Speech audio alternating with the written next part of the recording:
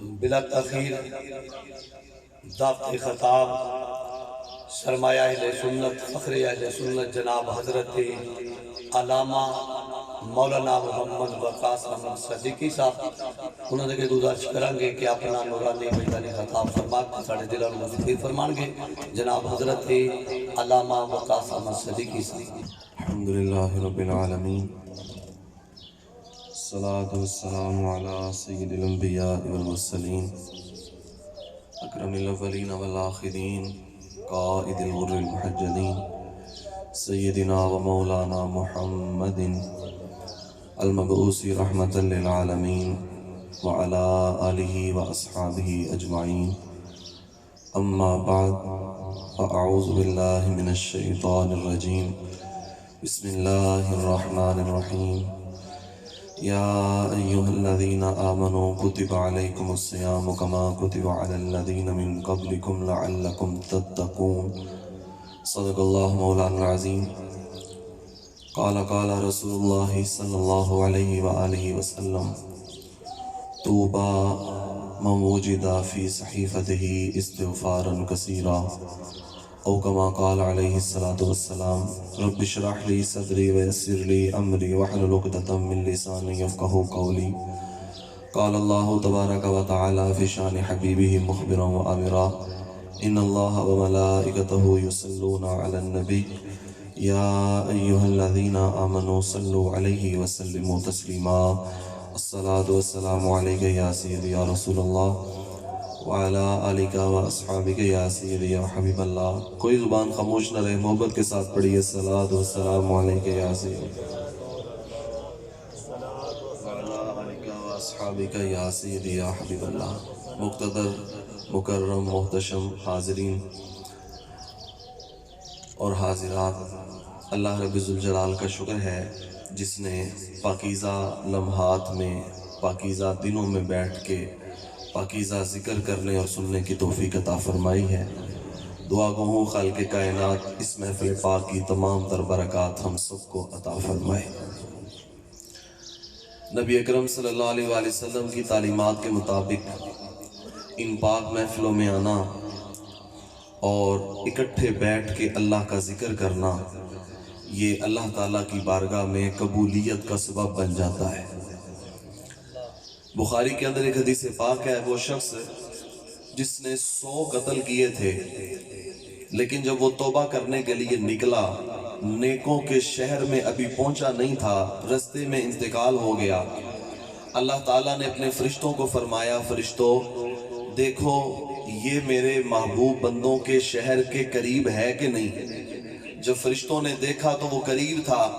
اللہ نے فرمایا میری رحمت یہ گوارا کرتی ہے کہ یہ میرے بندوں کے قریب پہنچ گیا ہے، میں نے اس کی بخشش و مغفرت فرما دی۔ تو نیک لوگوں کی محفل میں آ جانا۔ آج شاید لوگ یہ سمجھتے ہیں کہ بیان ہی سننا ہے، تقریر ہی سننی ہے، گفتگو ہی سننی ہے، تو وہ تو یوٹیوب سے بھی مل جاتی ہے، وہ تو انٹرنیٹ سے بھی مل جاتی ہے۔ ہاں گفتگو آپ کو مل سکتی ہے انٹرنیٹ سے، لیکن یہ جو محفل پاک کی برکات ہے یہ یہیں سے مل سکتی ہے۔ محفل کی برکات محفل میں آنے سے ہی حاصل ہوتی ہے۔ اور اتنا ہی یہاں پہ لوگ بیٹھے ہیں، ہماری مائیں بہنیں بھی بیٹھی ہیں، آپ بھی بیٹھے ہوئے ہیں، نہ جانے کون سا شخص اللہ کی بارگاہ میں قبول ہوگا کہ جس کی برکت سے اللہ تعالیٰ سب کی بگڑی بنا دے گا۔ تو یہ محفلیں، یہ ذکر سجانا، یہ اکٹھے بیٹھ کے اللہ تعالیٰ کی یاد کرنا، یہ اللہ تعالیٰ کو بھی بڑی پسند ہے، اللہ کے حبیب کو بھی بڑی پسند ہے۔ میں بزم حسان قدرت آباد سے تعلق رکھنے والے یہ احباب، ان کو ہدیہ تبریک پیش کرتا ہوں۔ انہوں نے خوبصورت محافل کا انعقاد کیا، درس قرآن کا انعقاد کر کے آپ احباب کو دعوت بھی دی، ہمیں بھی بلایا۔ دعا کریں اللہ تعالیٰ ان کی اس کاوش کو اپنی بارگاہ میں قبول فرمائے اور ہمارا یہاں آنا ایک ایک قدم اپنی بارگاہ میں قبول فرمائے، ہر عمل میں اخلاص، للہیت اور ریاکاری سے حفاظت نصیب فرمائے۔ رمضان المبارک اللہ تعالیٰ نے ایمان والوں کو کیوں عطا فرمایا؟ آخر اس کا سبب کیا تھا؟ یا پھر ہم سے مطالبہ کیا ہے کہ ہم رمضان المبارک میں کیا کریں گے؟ رب کی ہم سے چاہت اور ہم سے منشا کیا ہے؟ شاید میں اور آپ صرف یہ سوچنے میں وقت گزار دیتے ہیں کہ اتنے روزے گزر گئے، اتنے تراویحاں گزر گئیں، اتنے دن گزر گئے، لیکن سوال یہ نہیں کہ روزے کتنے گزر گئے، تراویحاں کتنی گزر گئیں، سوال یہ ہے کہ جو دن گزر گئے ان سے حاصل کیا کیا ہے، ان سے کشید کیا کیا ہے، ہمارے عمل میں وہ تبدیلی کیا پیدا ہوئی ہے، جو اللہ کی چاہت ہے، جو منشا ہے، وہ کیا ہے۔ فرمایا یا ایھا الذین آمنوا، اے ایمان والو، کتب علیکم الصیام، تمہارے اوپر روزے فرض کیے گئے ہیں، اور صرف تم پر نہیں، یہ پچھلوں پر بھی فرض کیے گئے تھے، اور اس کی مرضی اللہ تعالیٰ کی یہ ہے کہ لعلکم تتقون، تاکہ تم متقی ہو جاؤ، تم پرہیزگار ہو جاؤ، تم گناہوں سے محفوظ ہو جاؤ، تم اپنے آپ کو سمیٹ لو، تم اپنے آپ کو دنیا سے نکال کے اللہ کی چوکھٹ پہ لے کے آ جاؤ۔ یہ مقصد ہے یہ رمضان المبارک کی آمد کا، لیکن اگر یہ مقصد پورا نہ ہوا تو پھر 30 روزے بھی گزر گئے تو کیا ملے گا؟ المستطرف کے اندر ایک حدیث پاک ہے، نبی پاک علیہ السلام کی یہ حدیث سنیں، اور میرا یہ دل ہے کہ آپ ان الفاظ کو اپنے سینوں کے اوپر نقش کریں۔ حضور علیہ السلام نے ارشاد فرمایا من لم یغفر فی رمضان لن یغفر فی غیرہ، فرمایا جس کی رمضان میں بخشش نہیں ہوئی، غیر رمضان میں بھی اس کی بخشش نہیں ہوگی۔ رمضان بخشش کا مہینہ ہے، اور نبی پاک علیہ السلام جب رمضان آتا تو خطبہ ارشاد فرماتے۔ حضرت سلمان فارسی رضی اللہ تعالیٰ عنہ بیان کرتے ہیں کہ حضور علیہ السلام نے ہمیں خطبہ ارشاد فرمایا، اور فرمایا لوگوں تمہارے پاس وہ مہینہ آ رہا ہے جس مہینے کا ایک نفل تم پڑھو گے اللہ فرض ادا کرنے کا ثواب عطا فرما دے گا، اور فرمایا وہ مہینہ آ رہا ہے جس مہینے میں ایک فرض ادا کرو گے اللہ 70 فرض ادا کرنے کا ثواب عطا فرما دے گا۔ فرمایا ہوا شہر الصبر، لوگوں رمضان کا مہینہ صبر کا مہینہ ہے، اور والصبر ثوابہ الجنہ، اور سننا غور کرنا، صبر کو معمولی نہ لینا، جو بندہ صبر کرتا ہے اللہ اس کو جنت عطا فرما دیتا ہے۔ فرمایا ہوا صبر المواسات، یہ آپس میں ایک دوسرے کی غمخاری کا دن ہے، ایک دوسرے سے پوچھ گچھ کرنا، ایک دوسرے کے کام آنا، ایک دوسرے کا خیال رکھنا۔ جب ایک بندہ بھوک اور پیاس سے شرابور بیٹھا ہوا ہے اکیلا، اسے محسوس ہوتا ہے کہ پھر غربت کیا ہے، پھر افلاس کیا ہے، پھر بھوک کیا ہے، پھر پیاس کیا ہے۔ جب وہ اس کے اندر یہ احساس پیدا ہو جاتا ہے تو پھر وہ اپنے مسلمان بھائیوں کے لیے دل کھول کے خرچ کرنا جانتا ہے۔ فرمایا ہوا شہر المواسات، یہ مواسات کا مہینہ ہے، ایک دوسرے کے ساتھ غمخاری کا مہینہ ہے۔ اور پھر حضور علیہ السلام کی حدیث پاک سنیں، حضور نے ارشاد فرمایا لوگوں جس شخص نے رمضان میں کسی کو روزہ افطار کروایا اللہ تعالیٰ اس کی بلا حساب بخش و مغفرت فرما دے گا۔ یہ جتنے بڑے الفاظ میں نے کہے اتنی آپ نے توجہ نہیں فرمائی، میں دیکھ رہا ہوں آپ کو، آپ کتنی سی توجہ فرما رہے ہیں اور کتنی نہیں فرما رہے۔ اگر یہاں پہ آ کے بھی آپ یہاں پہ حاضر نہیں تو پھر تو اللہ تعالیٰ ہی آپ کو اجر دے سکتا ہے۔ وہ ٹرک ڈرائیور کبھی کبھی سوچ رہا ہوتا ہے کہ میں یہیں ہوں، میں جاگ رہا ہوں، لیکن حادثات اسی وجہ سے ہوتے ہیں، وہ سمجھتا ہے میں جاگ رہا ہوں پر وہ جاگ نہیں رہا ہوتا، وہ سویا ہوا ہوتا ہے۔ تو ایسا نہ ہو کہ میں گفتگو کر کے چلا جاؤں اور آپ یہاں پہ موجود ہی نہ ہو۔ اگر جسم کے ساتھ یہاں موجود ہیں، دماغ کے ساتھ یہاں موجود نہیں تو میری بات آپ کو کوئی فائدہ دے سکتی، ذہن کے ساتھ آپ کو حاضر ہونا پڑے گا۔ ایک حدیث میں نے آپ کو سنائی حضور کی، حضور نے فرمایا جس شخص نے رمضان میں کسی کو روزہ افطار کروایا اللہ تعالیٰ اس کی بلا حساب بخش و مغفرت فرما دے گا۔ حضرت سلمان فارسی نے حضور علیہ السلام سے عرض کیا یا رسول اللہ صلی اللہ علیہ وسلم، حضور جو امیر ہیں وہ تو کروا لیں گے تو ہمارے جیسے غریب کہاں جائیں گے؟ پھر اس کا مطلب یہ ہوا کہ وہ ثواب میں ہم سے زیادہ ہو جائیں گے اور وہ سبقت لے جائیں گے، ہمارا کیا بنے گا؟ رسول اللہ صلی اللہ علیہ وسلم نے ارشاد فرمایا سلمان فارسی یاد رکھو جس شخص نے پانی کے ایک گلاس کے ساتھ، دودھ کے ایک گھونٹ کے ساتھ یا چوہارے اور خشک کھجور کے ساتھ کسی کا روزہ افطار کروایا اللہ اس کو بھی بلا حساب بخش و مغفرت عطا فرما دے گا۔ کسی کو گزرتے ہوئے وہ دے گیا کہ یہ کھجور ہے میاں میری طرف سے روزہ افطار کر لینا، بس اس نے روزہ افطار کر لیا اللہ نے اس کی بخش و مغفرت فرما دی۔ رمضان المبارک کا مہینہ اتنی برکت اور اتنی رحمت والا، حضرت حذیفہ رضی اللہ تعالیٰ عنہ فرماتے ہیں مجھے رسول اللہ صلی اللہ علیہ وسلم نے ارشاد فرمایا کہ اللہ تعالیٰ نے مسلمانوں کو ذی الحج کے ساتھ عزت عطا فرمائی۔ ذی الحج حج کا مہینہ ہے، لیکن اگر آپ غور کریں جن کو ذی الحج ملا ہے ان کو تو عزت ملی ہے، اور جو سارے مہینوں کا سردار ہے، سید الشہور ہے رمضان المبارک، جن کو رمضان ملا ہے وہ کتنی عزت والے ہیں، وہ کتنے احترام۔ اس لیے فرمایا یہ رمضان تمہارے پاس آیا تو یہ اکیلا نہیں آیا، بڑی رحمتیں لے کے آیا۔ اور پھر ایک بات کا مجھے جواب دیں، پڑھے لکھے لوگ بیٹھے ہیں دانشور، ایک دوست وہ ہے جو روزانہ ملتا ہے، ایک دوست وہ ہے جو ہفتے کے بعد ملتا ہے، ایک دوست وہ ہے جو مہینے کے بعد ملتا ہے، ایک دوست وہ ہے جو سال کے بعد ملتا ہے۔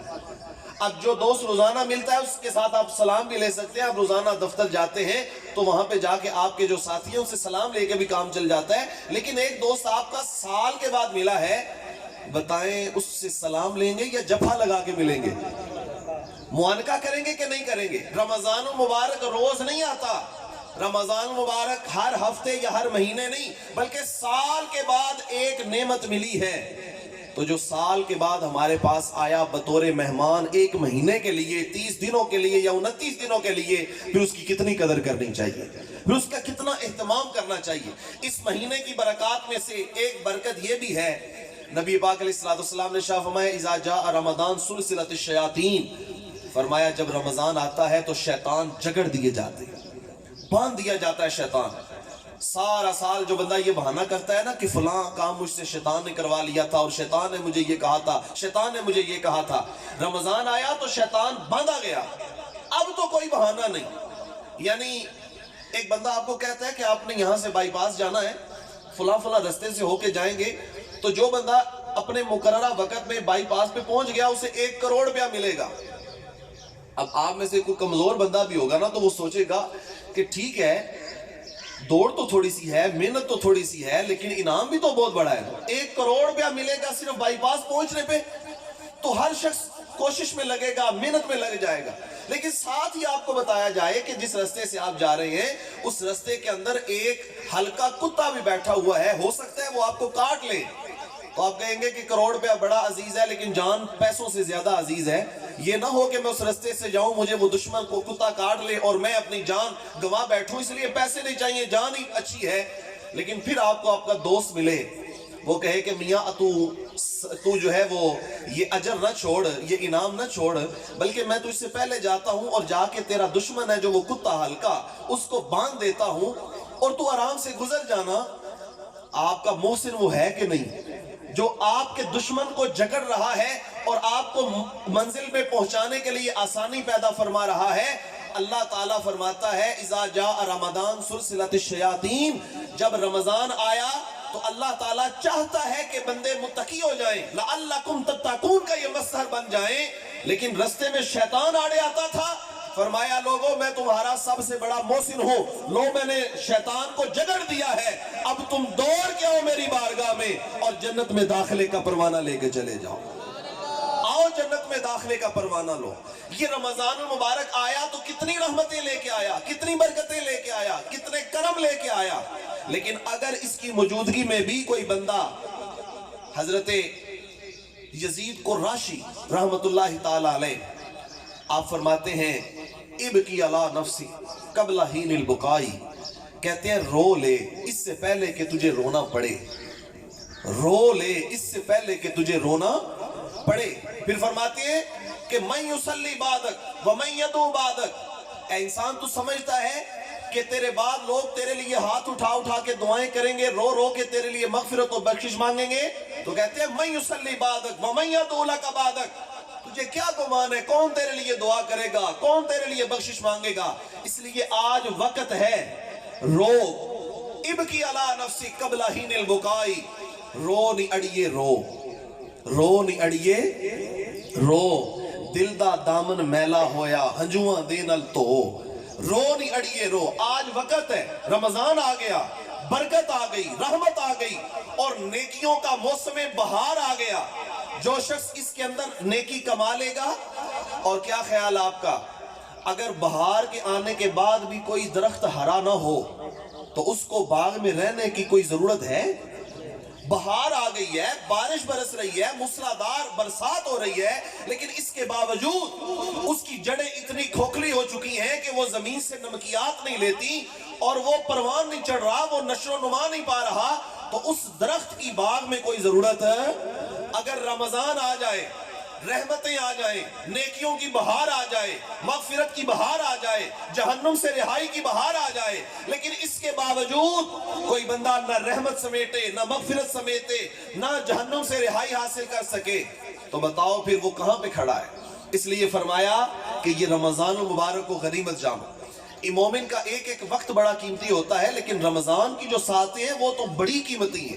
نبی پاک علیہ السلام کی حدیث پاک ہے بخاری میں، فرمایا اغتنم خمسا قبل خمس، 5 چیزوں کو 5 چیزوں سے پہلے غنیمت جانو۔ سب سے پہلے یہ ہے، فرمایا شبابک قبل حرمک، اپنی جوانی کو اپنے بڑھاپے سے پہلے غنیمت جانو۔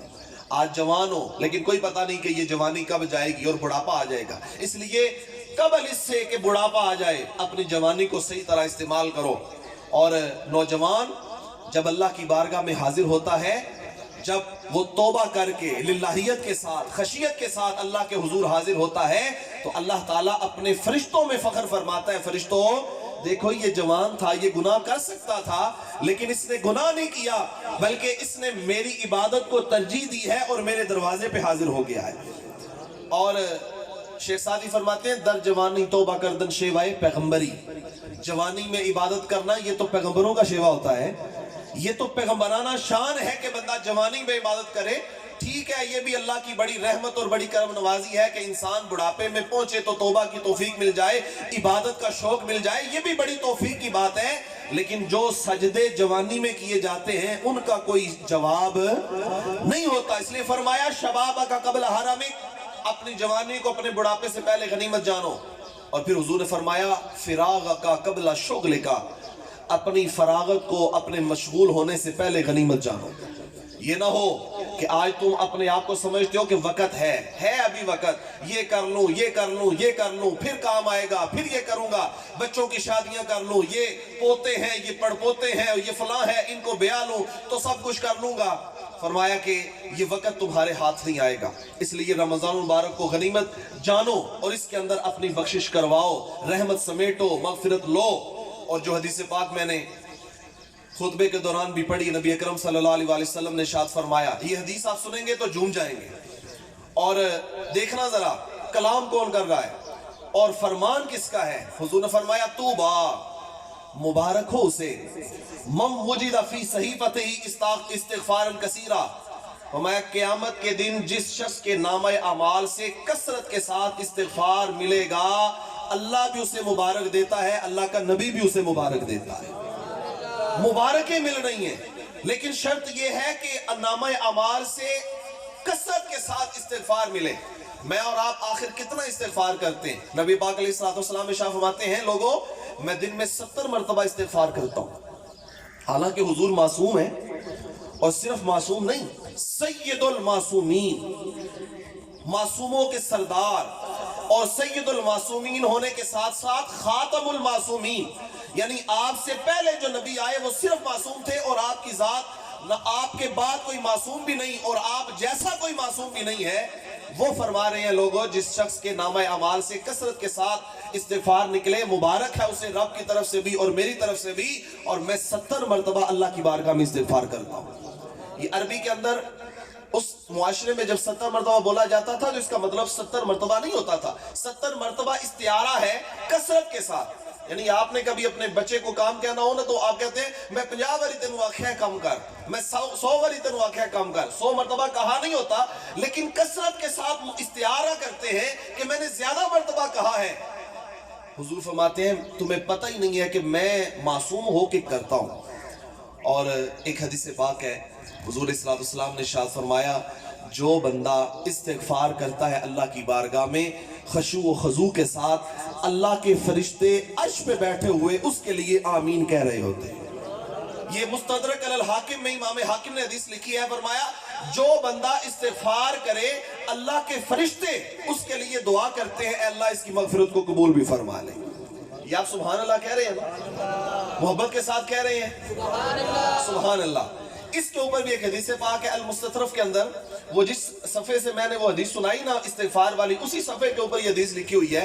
حضور علیہ الصلوۃ والسلام نے ارشاد فرمایا کہ انا तस्बीहतन वाहिदतन फी रमदान अफदलु मिअति तस्बीहतिन फी गैरिही।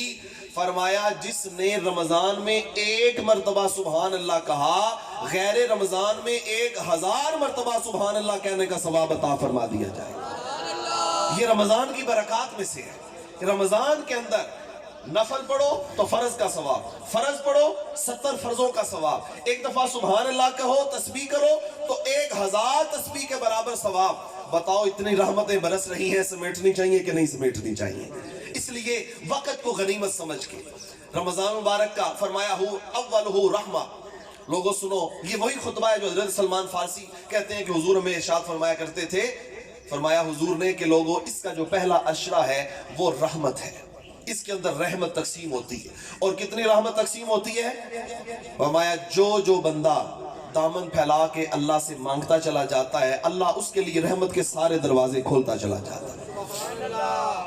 इस बात का जरा गुमान करें कि 11 महीने जन्नत को तैयार किया अल्लाह ने, सजाया सवारा। जन्नत तो पहले ही बड़ी हसीन है, उसका तो पहले ही कोई जवाब नहीं। आप उठाएं सूरह रहमान और उसका जो तीसरा रुकू है, आप जन्नत की जो अल्लाह ताला ने सिफात बयान फरमाई उनको पढ़े आप, तो आपको पता चले कि जन्नत कितनी हसीन है। लेकिन इसके बावजूद 11 महीने जन्नत सजाई जाती है, और जब रमजान आता है तो मोमिनीन के लिए जन्नत के सारे दरवाजे खोल दिए जाते हैं।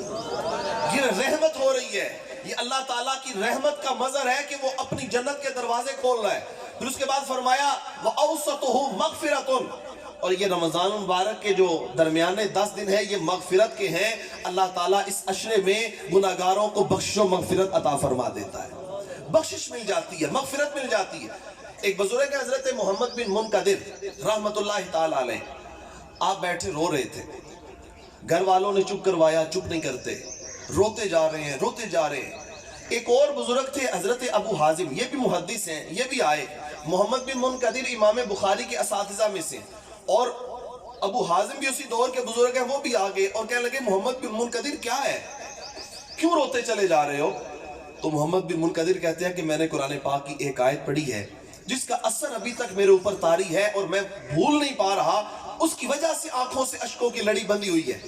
कहते हैं वो क्या है आयत, हमें भी सुनाओ। कहते हैं उन्होंने आयत सुनाई। अल्लाह कुरान में फरमाता है बल बदा लहुम मा लम यकूनु यहतसिबून। अल्लाह ने कुरान में फरमाया लोगों को क़यामत में पता ही नहीं चलेगा कि उनके साथ हुआ क्या है, और क़यामत में लोग कहेंगे कि हमें तो इसका गुमान ही नहीं था, हमें तो इसकी तवक्को ही नहीं थी। क़यामत के दिन बहुत सारे काम ऐसे हो जाएंगे जो हमारी तवक्को के खिलाफ होंगे, और हम समझ रहे होंगे कि हम बख्शे बख्शाए, हम समझ रहे होंगे कि हम तो अल्लाह की बारगाह से रहमत हासिल करके बैठे हुए हैं। लेकिन फरमाया बल बदलहुम मा लम यकूनु यहतसिबून। इंसान को क्या खबर है कि उस दिन क्या कुछ हो जाएगा, उसे गुमान भी नहीं होगा जहां वो मामलात हो जाएंगे।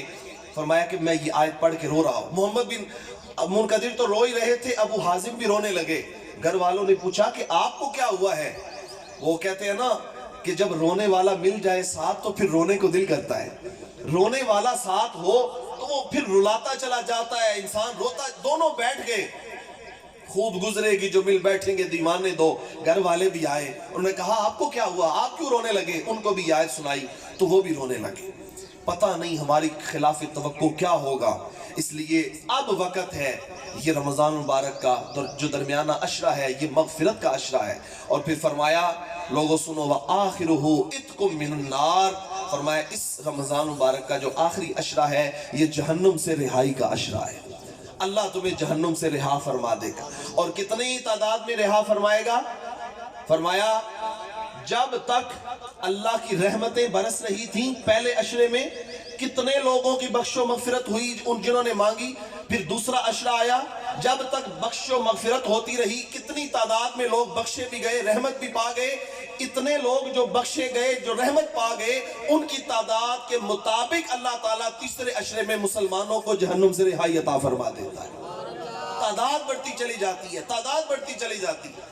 आपने उलमा से एक हदीस पाक सुनी होगी, रमजान की बरकत में से एक चीज ये भी है, खास तौर पे हुजूर ने इरशाद फरमाई, ये अभी शबरात का महीना गुजरा है ना, 15 शाबान मुअज़्ज़म की जो रात है, आपने उलमा से एक हदीस पाक सुनी होगी कि 15 शाबान मुअज़्ज़म की जब रात आती है अल्लाह ताला आसमान दुनिया पे नुज़ूल फरमाता है, इजलाल नुज़ूल, और یاد رکھیں اللہ جہد سے پاک ہے، جسم سے پاک ہے، لیکن وہ اپنی شان کے مطابق اجلال فرماتا ہے. پتہ نہیں وہ کیسا ہوگا، وہ جسامت نہیں رکھتا، وہ شکل و صورت نہیں رکھتا، لیکن اپنی کرم نوازی کا اجلال فرماتا ہے. اور ندا ہوتی ہے کوئی مجھ سے مانگنے والا آج اسے بخش دیا جائے، ہے کوئی رزق طلب کرنے والا آج اسے تقسیم کر دیا جائے، ہے کوئی میرے در پہ توبہ کرنے والا آج اسے معافی مل جائے. یہ ساری کی ساری صدائیں دل نواز بلند ہوتی ہے.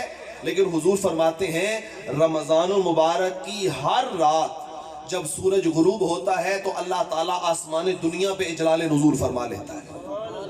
شعبان المعظم کی صرف ایک رات 15ویں رات، لیکن رمضان کی ہر رات ایسی ہے کہ جب وہ رات آتی ہے، جب سورج غروب ہوتا ہے، اللہ رب الجلال صدائے دل نواز دیتا ہے کوئی مجھ سے بخش مانگنے والا آج اسے بخش دیا جائے، ہے کوئی بخشش طلب کرنے والا اس کے سارے گناہ معاف کر دیے جائیں. عزیز ساتھیوں، میں بار بار یہ جملہ کہہ رہا ہوں کہ اگر رمضان کے آتے ہوئے بھی ہماری بخشش نہ ہوئی تو پھر ہم نے رمضان سے حاصل کچھ نہیں کیا. اس لیے رمضان المبارک کو خشوع و خضوع کے ساتھ گزاریں، رمضان المبارک کو للہیت کے ساتھ، خشیت الہی کے ساتھ، ڈبو کے اور شوق کے ساتھ. ابھی دن باقی ہیں، غنیمت ہے، ابھی وقت چل رہا ہے. جو دن گزرا ہے کل کا، اس سے بھی بہتر آج کا دن گزاریں اور آئندہ رمضان کو اللہ کی رضا اور خوشنودی کے لیے گزارنے کا عزم کریں، اور جس طرح سے گزارنا چاہیے اس طرح کے گزارنے کا ارادہ کریں، جس طرح سے اللہ ہمارے ساتھ راضی ہو جائے. اپنی استطاعت کے مطابق جیسا ہم کر سکتے ہیں. لا یکلف اللہ نفسا الا وسعها، اللہ کسی جان کے اوپر اس سے زیادہ بوجھ نہیں ڈالتا. یہ نہ سوچیں کہ پتہ نہیں گرمی ہو گئی ہے، کام کرنا ہے اور یہ فلاں کام بھی مجھے ہے. بہانے اور یہ نفس کی جو شیطان تو باندھ دیا گیا نا، لیکن آپ کو پتہ ہے شیطان تو بندے کو گمراہ کرتا ہی کرتا ہے، پر شیطان کو کس نے گمراہ کیا تھا؟ بولے، نفس نے. شیطان کو کس نے گمراہ کیا؟ نفس نے گمراہ کیا. شیطان کو شیطان نفس نے بنایا. آج کل شیطان تو بند ہے، تو پھر اگر اس کے باوجود بھی نیکی کا جذبہ نہ آئے، برائی سے رکنے کی ترغیب نہ ہو، تو پھر کیا مطلب ہے اس بات کا کہ نفس جو ہے وہ بگڑا ہوا ہے. اور اللہ تعالیٰ کے نبی علیہ السلام نے ارشاد فرمایا، لوگوں نفس کو اب ٹھیک کر لو، سوار لو، اس سے پہلے کہ یہ تمہیں بگاڑ دے. نفس کو ٹھیک کرو، نفس کو سوارو، یہ نہ ہو کہ تم بگڑ جاؤ پھر. اور حضرت امام غزالی علیہ الرحمہ فرماتے ہیں عقل مند بندہ وہ ہے جو اپنے نفس کے اوپر قابو پا لیتا ہے. یاد رکھیں نفس کو بڑی مذموم شے نہیں، اگر نفس سورا ہوا ہو تو اللہ نفس کی قسمیں بھی فرماتا ہے. والشمس وضحاها والقمر اذا تلاها والنهار اذا جلاها والليل اذا يغشاها والسماء وما بناها والارض وما طحاها والنفس وما سواها. فرمایا وَنَفْسِ وَمَا سَوَّاهَا، مجھے قسم ہے اس نفس کی جو نیکیوں کی طرف رغبت رکھنے والا ہے. اور فرمایا لا اقسم بیوم القیامہ ولا اقسم بالنفس اللوامہ، مجھے نفس لوامہ کی قسم ہے کہ جب انسان گناہ کرتا ہے تو پھر اس گناہ کے اوپر اس کو ملامت کرتا ہے. یہ مہینہ اس لیے ہمارے پاس آیا ہے کہ ہم نفس امارہ سے ترقی کر کے نفس مطمئنہ پہ پہنچ جائیں. نفس امارہ یہ بری سطح ہے نفس کی، جس پہ انسان کو سمجھ نہیں آتی کہ برائی کیا ہے، اچھائی کیا ہے.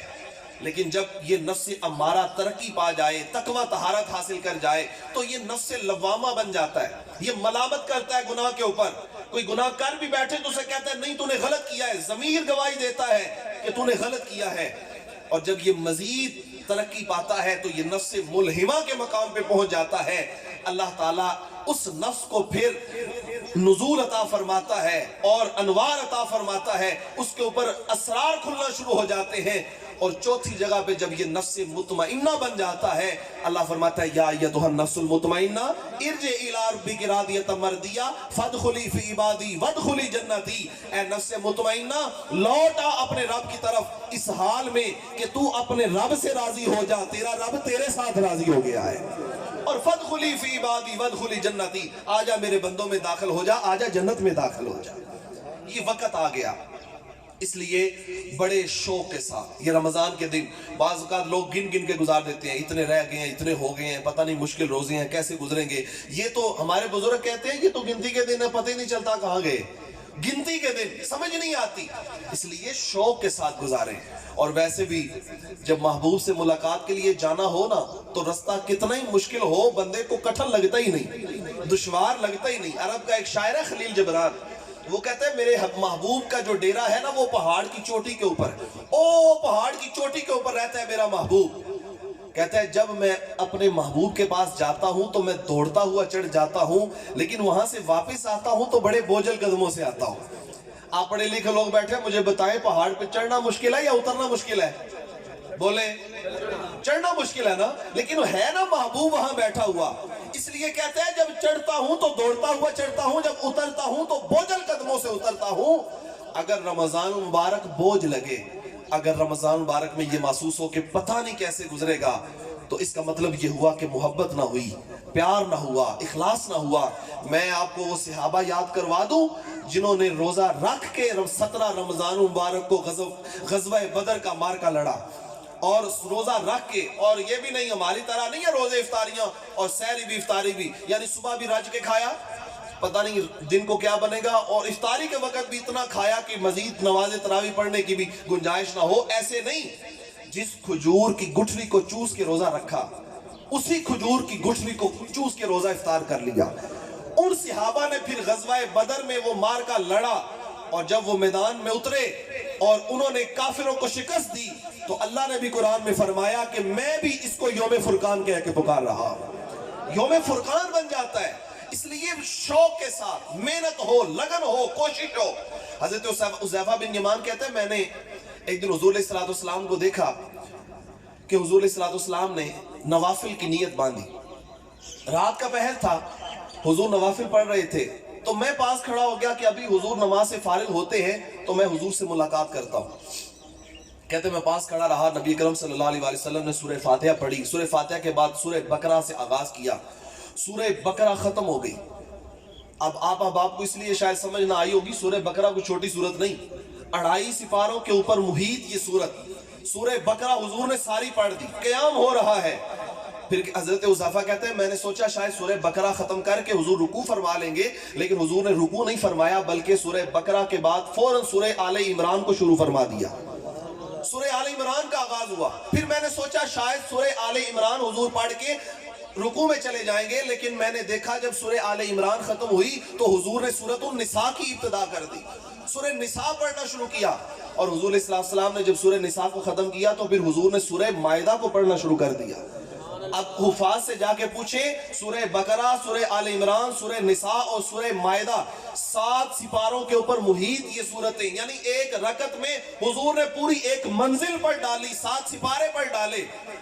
हजरत हुज़ैफा कहते हैं मेरा ख्याल था अब जल्दी खत्म हो जाएगा मामला, लेकिन मैं देखा कि हुजूर अलैहिस्सलाम जब रुकू में गए ना, तो हुजूर ने जितना लंबा क़याम किया था उतना लंबा रुकू भी फरमा दिया, उतनी देर रुकू में भी रहे। ये शौक की बात है, ये शौक है। और इकबाल कहते हैं शौक तेरा अगर ना हो, मेरी नमाज का इमाम, मेरा क़याम भी हिजाब, मेरा सुजूद भी हिजाब।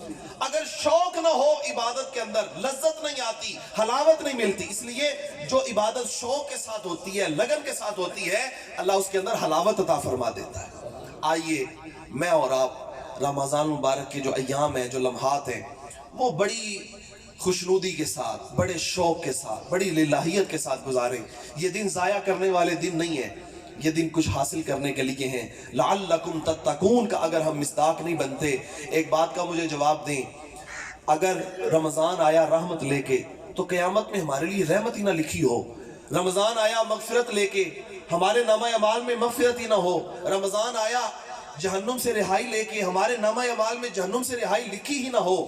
क़यामत में ये उक़दा खुले कि इसे रमज़ान से कुछ हासिल नहीं हुआ। ईमानदारी से बताएं, जो रमज़ान हमें क़यामत में कुछ नहीं देगा वो दुनिया में कुछ देगा, या जो दुनिया में कुछ नहीं देगा वो आखिरत में कुछ देगा। अगर तब्दीली नहीं आई, रमज़ान ने बदला नहीं, ये नहीं है सारा दिन रोज़े से गुजार दिया और इस इंतज़ार में रहा कि रात को जब इफ्तारी होगी शाम को तो मैं सारे काम दिन के कर लूँगा। प्रैक्टिस है ये, अल्लाह ताला हमारी मशक करवा रहा है कि तुमने गुनाहों को छोड़ना है। वो मैल जो चढ़ चुकी थी एक मशक के साथ उतारोगे दिल से, जब ये उतरती चली जाएगी अल्लाह अपनी रिजा की बारिश अता फरमाता रहेगा। انہی الفاظ کے ساتھ میں اپنی گفتگو ختم کر رہا ہوں کہ ان ایام کو بڑے غنیمت سمجھ کے گزاریے اور میرے لیے بھی دعا کریں، میں آپ کے لیے دعا کروں، اللہ تعالی ہم سب کو رمضان کی تمام تر برکات نصیب فرمائے۔